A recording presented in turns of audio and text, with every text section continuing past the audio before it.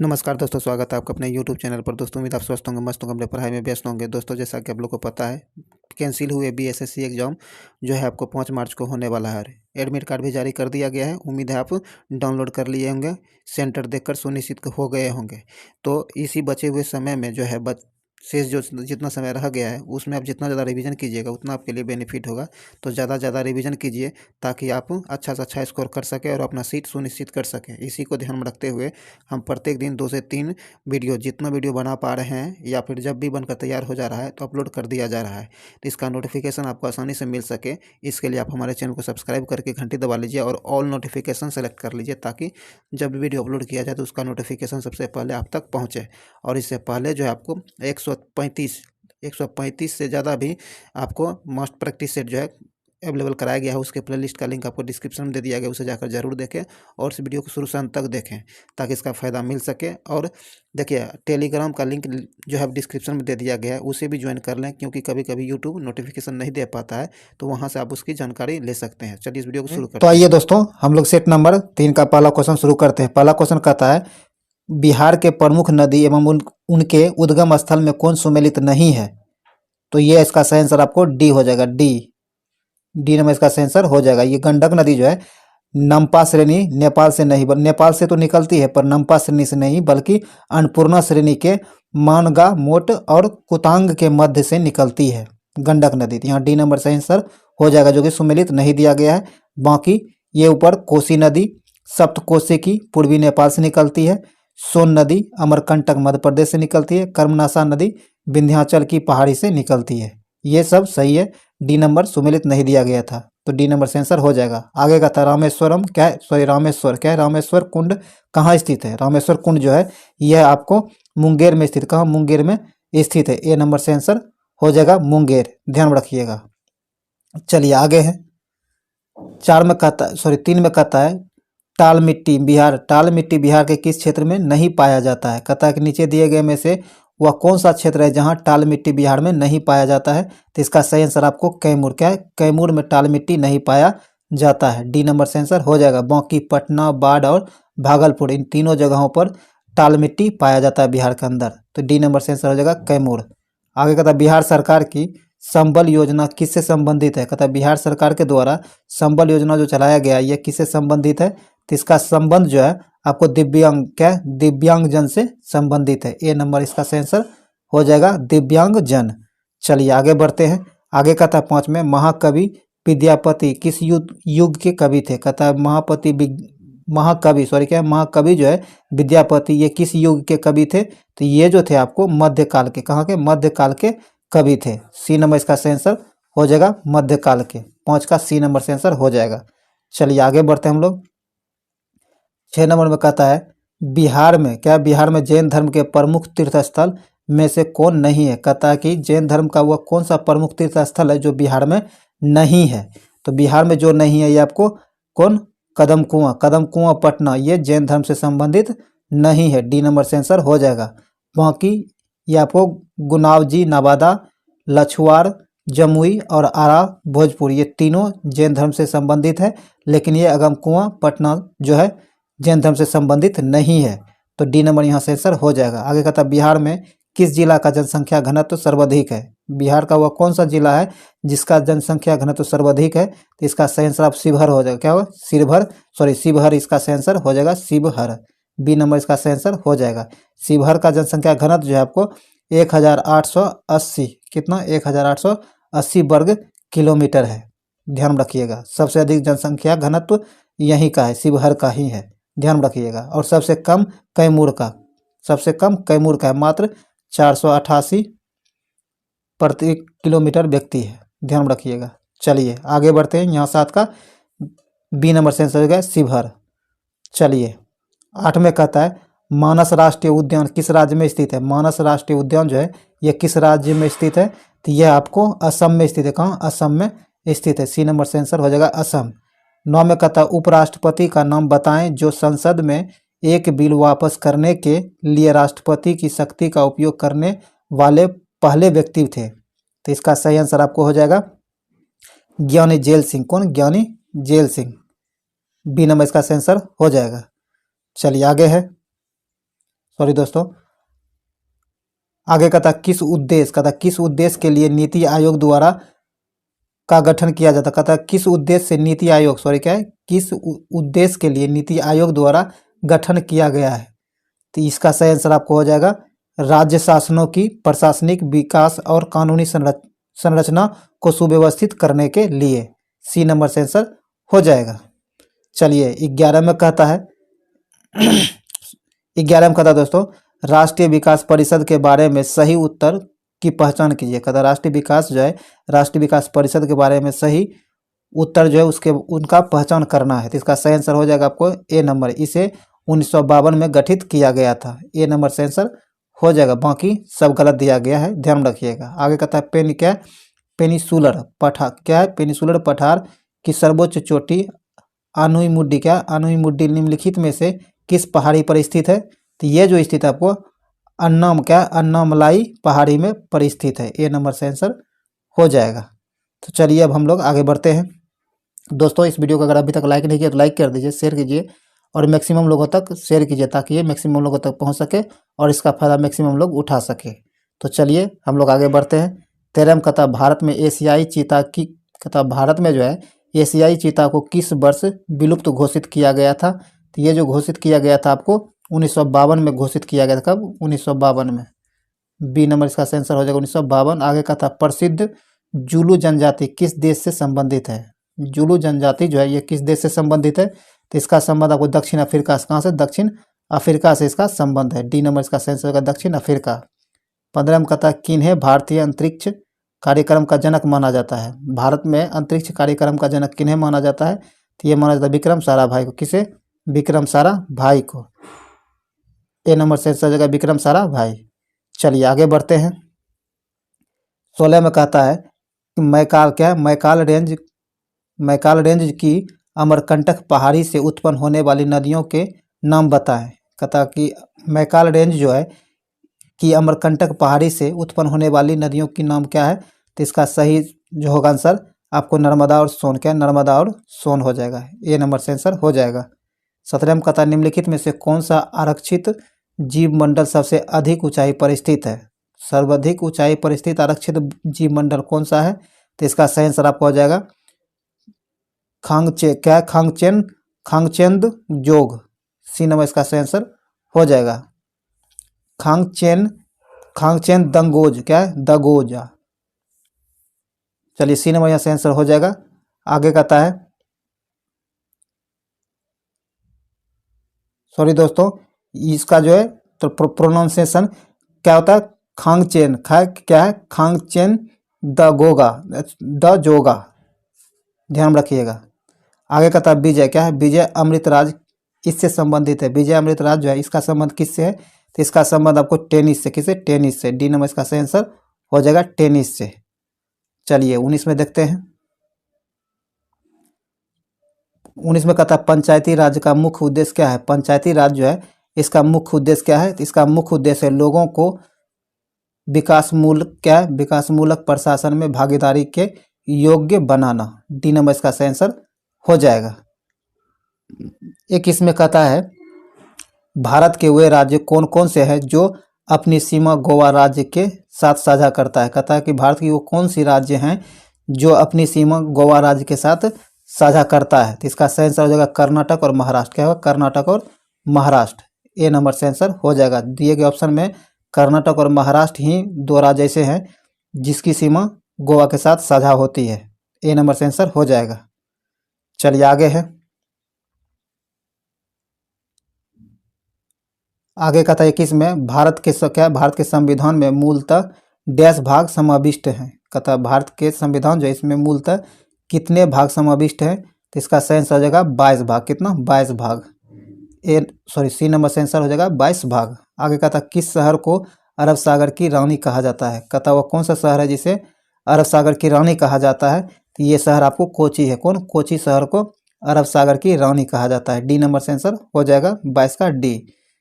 तो इसमें कहता है निम्नलिखित में से कौन एक तबला वादक नहीं है। नीचे दिए गए में से वह कौन है जो तबला वादक नहीं है। जो तबला वादक नहीं है ये शिव कुमार शर्मा। कौन? शिव कुमार शर्मा आपको तबला वादन से संबंधित नहीं है। सी नंबर से आंसर हो जाएगा। शिव कुमार शर्मा जो आपको सितार वादक क्या है, सितार वादक है। बाकी ये तीनों तबला वादन से संबंधित है। सी नंबर से आंसर हो जाएगा 23 का। चलिए आगे बढ़ते हैं। 24 में कहता है किस भाषा के लेखक सबसे अधिक बार ज्ञानपीठ पुरस्कार सम्मानित हुए हैं। कहता है कि वह कौन से भाषा के लेखक हैं सबसे अधिक बार, वह कौन सी भाषा है जिसके लेखक सर्वाधिक बार ज्ञानपीठ पुरस्कार से सम्मानित हुए हैं। तो ये भाषा आपको हो जाएगा सही आंसर आपको कन्नड़ भाषा। किसके? कन्नड़ भाषा के लेखक जो है सर्वाधिक बार पुरस्कृत हुए हैं ज्ञानपीठ पुरस्कार से। सी नंबर इसका सही आंसर हो जाएगा कन्नड़ भाषा। 25 में कहता है लोकसभा की पहली महिला अध्यक्ष कौन थी। लोकसभा की पहली महिला अध्यक्ष कौन थी? तो ये मीरा कुमार थी। कौन? मीरा कुमार। डी नंबर इसका सही आंसर हो जाएगा मीरा कुमार। ये जो इसका जो आपको शासन जो रहता है ये इस पद पर 2009 से कब 2009 से 14 तक रही। कब? 2014 तक रही है, ध्यान रखिएगा। चलिए आगे है। 26 में कहता है कौन नीति क्या, कौन नीति आयोग के नए अध्यक्ष के कौन नीति आयोग के नए उपाध्यक्ष के रूप में नियुक्त किए गए हैं। तो ये आपको हो जाएंगे सुमन बेरी। कौन? सुमन बेरी। डी नंबर से आंसर होगा सुमन बेरी। दुनिया की सबसे महंगी करेंसी कौन सी देश की करेंसी है? तो इसका सही आंसर हो जाएगा आपको कुवैत दिनार। क्या है? दिनार, जो कि कुवैत का करेंसी है। ए नंबर से आंसर हो जाएगा। चलिए आगे है। 28 में कहता है FICCI क्या है? FICCI का वह संक्षिप्त रूप क्या होता है, यानी इसका फुल फॉर्म क्या होता है? तो इसका सही फुल फॉर्म होता है आपको federation of Indian chamber of commerce and industries. A number से आंसर हो जाएगा। चलिए आगे है। 29 में कहता है राष्ट्रीय आय का अर्थ क्या है। राष्ट्रीय आय जो है इसका अर्थ क्या है? तो इसका अर्थ होता है सभी अस्थायी लागत का जोड़। क्या है? सभी अस्थायी लागत का जोड़ राष्ट्रीय आय का अर्थ होता है। सी नंबर से आंसर हो जाएगा। 30 में कहता है भारत में राष्ट्रपति किस अनुच्छेद के अंतर्गत वित्तीय आपात घोषित कर सकता है। कहता है कि भारत में जो है राष्ट्रपति के द्वारा वित्तीय आपात जो घोषित किया जाता है ये किस अनुच्छेद के अंतर्गत घोषित किया जा सकता है। तो ये आपको अनुच्छेद 360 के अंतर्गत किया जाता है। ए नंबर से आंसर जगह अनुच्छेद 360 के अंतर्गत वित्तीय आपातकाल घोषित किया जाता है राष्ट्रपति के द्वारा। ए नंबर से आंसर हो जाएगा 30 का ए। चलिए 31 में कहता है जीवन के अधिकार के अलावा भारतीय संविधान के अनुच्छेद 21 में और कौन सा अधिकार दिया गया है। और इसके साथ जो आपको भोजन का अधिकार, भोजन का अधिकार दिया गया है। डी नंबर से आंसर हो जाएगा भोजन का अधिकार। आगे कहता है 32 में निम्नलिखित शासक निम्नलिखित शासकों को कहता है निम्नलिखित शासकों को अपने शासन काल की अवधि के अनुसार सही क्रम में व्यवस्थित करना है। उसके शासन काल के अनुसार इसको सही क्रम में व्यवस्थित करना है, ये आपको बताना है। तो इसका सही आंसर जो आपको हो जाएगा, पहले आपको कुतुबुद्दीन ऐबक, गयासुद्दीन बलबन, शमसुद्दीन इल्तुतमिश और रजिया सुल्तान, इन चारों में से पहला जो होगा आपको कुतुबुद्दीन ऐबक हो जाएगा। दूसरे स्थान पर आपको शमसुद्दीन इल्तुतमिश हो जाएगा और तीसरे स्थान पर आपको रजिया सुल्तान हो जाएगी और चौथे स्थान पर गयासुद्दीन बलबन हो जाएगा। तो इस प्रकार सही आंसर आपको 1 3 4 2 1 3 4 2 इसका सही आंसर हो जाएगा डी नंबर, ध्यान रखिएगा। चलिए आगे है। आगे कहता है कि चौरी चौरा की घटना किस वर्ष हुई थी। चौरी चौरा का घटना जो हुआ था यह किस वर्ष हुआ था। तो ये आपको 1922 में हुआ था। कब? 1922 में हुआ था। अगर डेट सहित देखा जाए तो 5 फरवरी। कब? 5 फरवरी को 1922 में हुआ था, ध्यान रखिएगा। बी नंबर यहाँ से आंसर हो जाएगा 1922 में। चलिए आगे कहता है अमेजन नदी किस महाद्वीप से होकर गुजरती है। अमेजन नदी जो है ये किस महाद्वीप से होकर गुजरती है। तो यह जो गुजरती है आपको दक्षिण अमेरिका महाद्वीप से होकर गुजरती है। ए नंबर से आंसर हो जाएगा दक्षिण अमेरिका महाद्वीप से गुजरती है अमेजन नदी। ए नंबर से आंसर हो जाएगा 34 का। 35 में कहता है मैत्री तथा दक्षिण गंगोत्री किस महाद्वीप में भारत के शोधन केंद्र है। तो इसका सही आंसर आपको हो जाएगा अंटार्कटिका में। कहाँ? अंटार्कटिका में। डी नंबर से आंसर हो जाएगा। ये मैत्री तथा दक्षिण गंगोत्री जो है आपको अंटार्कटिका महाद्वीप में स्थित है, जो भारत का एक शोध केंद्र है। क्या है? भारत का एक शोध केंद्र है। डी नंबर से आंसर हो जाएगा अंटार्कटिका में। चलिए आगे है।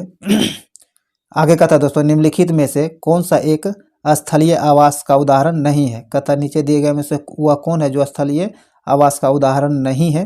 तो ये आपका सही आंसर हो जाएगा दलदल। क्या है? दलदल जो है स्थानीय निवास का, स्थानीय आवास जो होता है इसका उदाहरण नहीं है। डी नंबर से आंसर हो जाएगा। बाकी वन मरुस्थल, घास के मैदान, ये सब आपको आवास का उदाहरण है, स्थानीय आवास का उदाहरण है। डी नंबर से आंसर हो जाएगा दलदल। आगे कहता है कलमकारी कला के प्रसिद्ध कौन सा राज्य? कहता है कलमकारी क्या है? कलमकारी कला जो है यह प्रसिद्ध है, किस राज्य का है यह? तो इसका सही आंसर आपको हो जाएगा आंध्र प्रदेश से। कहाँ? आंध्र प्रदेश का है। बी नंबर इसका सही आंसर हो जाएगा आंध्र प्रदेश। चलिए 38 में कहता है दोस्तों, अगर रिवीजन के लिए, अगर बीएसएससी ग्रेजुएट लेवल 3 का आप एग्जाम देने वाले हैं तो आपके रिवीजन के लिए 5 मास्टर वीडियो जो कि सिर्फ जीके जीएस और करेंट अफेयर्स को शामिल कर बनाया गया है, 5 मास्टर वीडियो अपलोड कर दिया गया। अगर अभी तक आप उसे नहीं देखें तो उसका लिंक डिस्क्रिप्शन में दे दिएगा, उसे देख लें। और अब तक 100 प्लस टेस्ट करा दिया गया है, जिसमें मात्र जीके जीएस को शामिल किया गया है और करेंट अफेयर्स को बिल्कुल बीएसएससी के पैटर्न पर आधारित शामिल किया गया है। अगर अभी तक नहीं दिए हैं तो ये 100 प्लस टेस्ट अपने आप में बहुत ज़्यादा टेस्ट होता है। अगर अभी तक आप नहीं दिए हैं तो उसके प्लेलिस्ट का लिंक भी आपको डिस्क्रिप्शन में मिल जाएगा, या फिर आप हमारे चैनल के प्लेलिस्ट में जाकर उन्हें ज़रूर देखें, जिसका फ़ायदा आपको एग्जाम में देखने के लिए ज़रूर मिलेगा। और इस वीडियो को लाइक शेयर कीजिए, ज़्यादा से ज़्यादा तक लोगों तक पहुँचाइए। और अभी तक आप हमारे चैनल को सब्सक्राइब नहीं किए तो सब्सक्राइब जरूर कीजिए, घंटी दबा लीजिए, ताकि आने वाली वीडियो का नोटिफिकेशन आपको आसानी से मिल सके। दोस्तों जल्दी से जल्दी सपोर्ट कीजिए, हमें ज़्यादा से ज़्यादा सपोर्ट कीजिए, ताकि हम जल्द से जल्द 20 के सब्सक्राइबर तक पहुंच सकें। चलिए इसी तरह हम आपके लिए मेहनत करते रहेंगे। चलिए ज़्यादा टाइम नहीं लगाते हैं, आगे बढ़ते हैं। आगे कहता है नेत्र। क्या है? नेत्र क्या है? नेत्र जो है यह क्या है? तो नेत्र आपको मानव रहित विमान है। क्या? मानव रहित विमान है। ए नंबर से आंसर हो जाएगा। आगे कहता है भारतीय संविधान के किस भाग में राज्य नीति निर्देशक सिद्धांत वर्णित है? कहता है भारतीय संविधान का वह कौन सा भाग है जिसके अंतर्गत राज्य नीति निर्देशक सिद्धांत का वर्णन किया गया है? तो इसका सही आंसर हो जाएगा भाग 4 में। किसमें? भाग 4 में। डी नंबर से आंसर हो जाएगा भाग 4। चलिए आगे बढ़ते। कहता है राज्यसभा के 245 सदस्यों में कुल कितने निर्वाचित सदस्य होते हैं? कहता है राज्यसभा जो है उसके 245 सदस्य में कुल कितने निर्वाचित सदस्य होते हैं? तो इसका सही आंसर आपको 233 क्या? 233 हो जाएगा। बी नंबर इसका सही आंसर हो जाएगा 233। चलिए आगे बढ़ते हैं। कहता 1192 में पृथ्वीराज तृतीय को पराजित करने वाले सुल्तान मोहम्मद गौरी डैश का शासक था। यह कहाँ का शासक था? यह जो है आपको अफगानिस्तान का शासक, अफगानिस्तान का शासक था मोहम्मद गौरी। ए नंबर से आंसर हो जाएगा। चलिए आगे बढ़ते हैं। 42 में कहता है किस वर्ष में मुस्लिम लीग ने देश के पश्चिमी उत्तर, कहता है किस वर्ष में मुस्लिम लीग ने देश के पश्चिमी उत्तर तथा पूर्वी क्षेत्रों में मुसलमानों के लिए स्वतंत्र राज्यों की मांग करते हुए एक प्रस्ताव जारी किया था? तो यह जारी किया गया था मुसलमानों के द्वारा 1940 में। कब? 1940 में। डी नंबर इसका सही आंसर हो जाएगा 1940। 43 में कहता है पूरी पृथ्वी पर किस तिथि को रात एवं दिन बराबर होता है? कहता है पृथ्वी पर दिन और रात बराबर किस तिथि को होता है? तो इसका सही आंसर आपको हो जाएगा 21 मार्च तथा 23 दिसंबर को पूरी पृथ्वी पर दिन और रात बराबर होता है। सी नंबर से आंसर हो जाएगा 21 मार्च तथा 23 सितंबर को, ध्यान रखिएगा। चलिए आगे है। 44 में कहता है विश्व का सबसे बड़ा गर्म रेगिस्तान कौन सा है? विश्व का सबसे बड़ा गर्म रेगिस्तान कौन है? तो इसका आपको सही आंसर हो जाएगा सहारा। कौन? सहारा। सी नंबर से आंसर हो जाएगा सहारा। चलिए आगे कहता है क्या है? नागार्जुन सागर बहुउद्देशीय परियोजना कौन सी नदी पर स्थित है? नागा सागर बहुउद्देशीय परियोजना जो है यह किस नदी पर स्थित है? तो यह आपको कृष्णा नदी पर स्थित है। कहाँ? कृष्णा नदी पर स्थित है। ए नंबर से आंसर हो जाएगा कृष्णा नदी पर स्थित है। चलिए आगे है। 46 में कहता है रंगवाली। क्या? रंगावली किस राज्य की पारंपरिक लोक कला है? कहता है रंगावली जो है किस राज्य की पारंपरिक लोक कला है? तो इसका सही आंसर आपको हो जाएगा कर्नाटक का। कहाँ का? कर्नाटक का। सी नंबर से आंसर हो जाएगा कर्नाटक। आगे कहता है दास कैपिटल नामक पुस्तक के लेखक कौन है? दास कैपिटल नामक पुस्तक जो है इसके लेखक कौन है? तो इसके लेखक आपको कार्ल मार्क्स हैं। कौन? कार्ल मार्क्स हैं। डी नंबर इसका सही आंसर हो जाएगा कार्ल मार्क्स। इसका प्रकाशन जो किया गया था 1867 ईस्वी में किया गया था। कब? 1867 ईस्वी में इसका प्रकाशन किया गया था, ध्यान में रखिएगा। चलिए आगे बढ़ते हैं। 48 में कहता है कि कौन क्या है, कौन अंतर्राष्ट्रीय सौर गठबंधन के ढांचे के समझौते पर हस्ताक्षर करने वाला 108वां देश बन गया? कहता हुआ कौन सा देश है जो अंतर्राष्ट्रीय सौर गठबंधन के ढांचे पर हस्ताक्षर करने वाला 108वां देश बना है? तो इसका सही आंसर आपको हो जाएगा 108वां देश बना है वो कौन है? तो ये आपको पनामा। कौन? पनामा। डी नंबर इसका सही आंसर हो जाएगा पनामा। आगे कहता है लक्षद्वीप क्या है? लक्षद्वीप का मिनी काय द्वीप भारत के किस पड़ोसी देश का हिस्सा था? तो ये जो था आपको मालदीव का हिस्सा। किसका? मालदीव का हिस्सा था। डी नंबर से आंसर हो जाएगा मालदीव का हिस्सा था। आइए 50 में देखते हैं।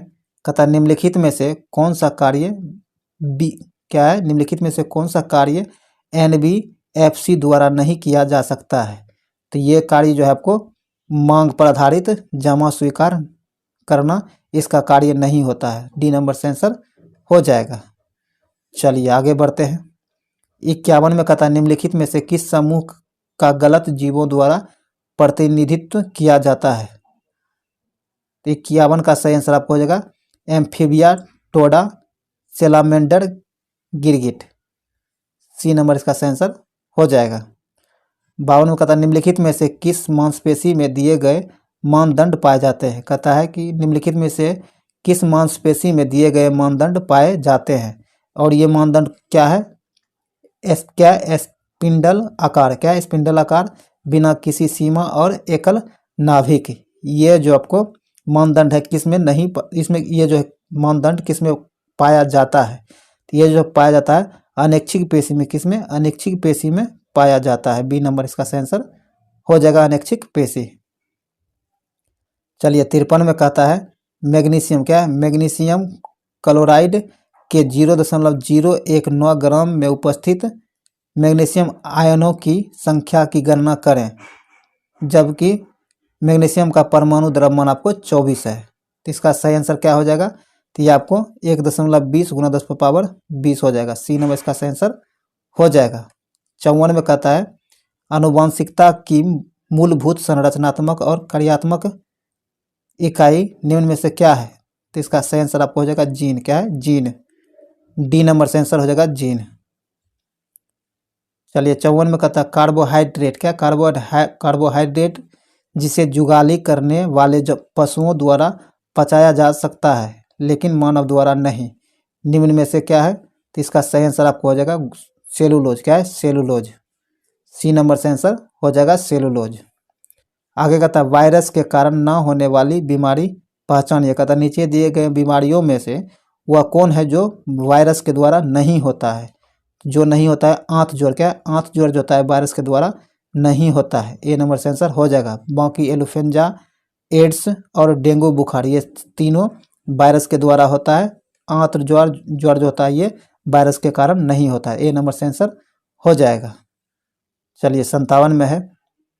कहता कि क्या होता है जब एक जगह पर हवा की चाल बढ़ती है? कहता कि क्या होता है जब एक जगह पर हवा की चाल बढ़ जाती है?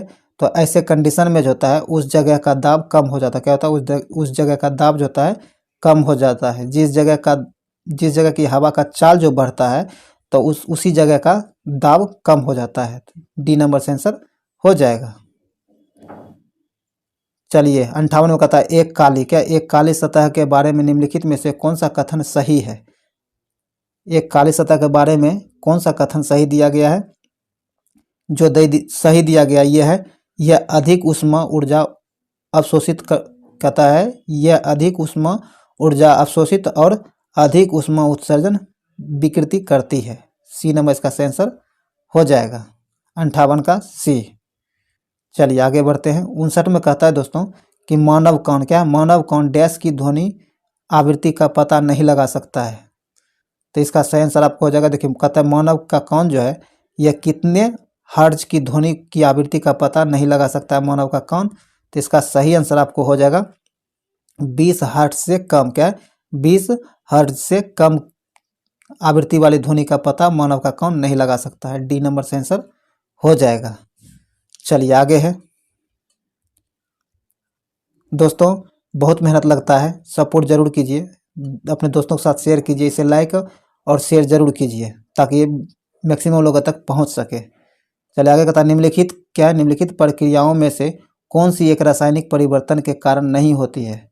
कहता है निम्नलिखित में से वह कौन सी प्रक्रिया है जो रासायनिक परिवर्तन के कारण नहीं होती है। तो यह प्रक्रिया आपको बादलों का निर्माण, क्या है बादलों का निर्माण जो होता है यह रासायनिक प्रक्रिया के द्वारा नहीं होता है। डी नंबर से आंसर हो जाएगा। बाकी लोहे में जंग लगना, भोजन का पाचन, बारिश होने पर बिजली का चमकना, ये तीनों रासायनिक परिवर्तन का कारण है, लेकिन बादलों का निर्माण होना रासायनिक परिवर्तन का कारण नहीं है। तो 60 का डी नंबर से आंसर हो जाएगा, क्योंकि नहीं ही पूछा गया था।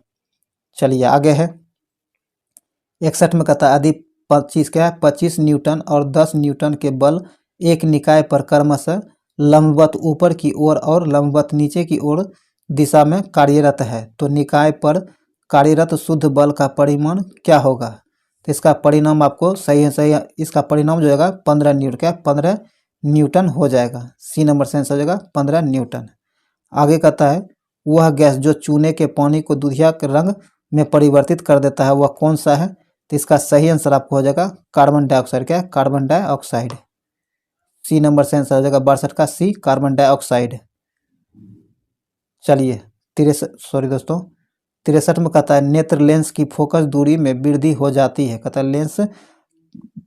नेत्र लेंस जो होता है इसकी फोकस दूरी में वृद्धि हो जाती है जब नेत्र की पेशियां क्या होता है, जब नेत्र की पेशियां क्या होता है शिथिल होती है तथा लेंस पतला होता है, तब नेत्र लेंस की फोकस दूरी बढ़ जाती है। ए नंबर से आंसर हो जाएगा। चलिए आगे है 64 में कहता है एक वस्तु जिसका द्रव्यमान m है और u क्या है और v वेग क्या है v वेग से किसी दूसरी वस्तु जिसका द्रव्यमान 2m है विराम अवस्था में है, विराम अवस्था में है से क्या है टकराती है, उस दौरान जो टकराने के दौरान उनकी गतिज ऊर्जा में कमी होगी। क्या कमी होगी। तो इसका सही आंसर हो जाएगा आपको उसकी प्रारंभिक गतिज ऊर्जा में 8/9 कमी हो जाएगी। सी नंबर से आंसर हो जाएगा, ध्यान रखिएगा। चलिए 65 में कहता है सरल लोलक का आवर्तकाल दोगुना हो जाएगा यदि उसकी प्रभावी लंबाई कर दी जाती है। कहता है सरल लोलक का आवर्तकाल जो होगा वह दोगुना हो जाएगा। कब होगा, जब उसकी क्या होगा उसकी लंबाई के साथ क्या किया जाएगा, तो उसका आवर्तकाल दोगुना हो जाएगा। तो उसकी लंबाई जो है उसकी लंबाई के साथ आपको लंबाई को 4 गुना करने पर क्या लंबाई को 4 गुना करने पर उसका आवर्तकाल 2 गुना हो जाएगा। सी नंबर से आंसर हो जाएगा। 66 में कहता है कि हुक के नियमानुसार कहता है हुक के नियमानुसार प्रत्यास्थता की सीमा में डैश है। तो इसका सही आंसर आपको हो जाएगा बी नंबर, क्या है प्रतिबल बटे विकृति बराबर प्रत्यास्था, क्या है प्रत्यास्था गुणांक। बी नंबर इसका सही आंसर हो जाएगा। चलिए 67 में देखते हैं। कहता है कि यदि क्या है यदि विलयन नीले रंग के लिटमस पेपर को लाल रंग में बदल देता है तो इस विलयन का पीएच मान क्या होगा। तो इस विलयन का पीएच मान जब कहता है यदि एक नीले रंग के लिटमस को लाल कर देता है तो विलयन का पीएच मान क्या होगा। तो विलयन का पीएच मान 7 से कम होगा।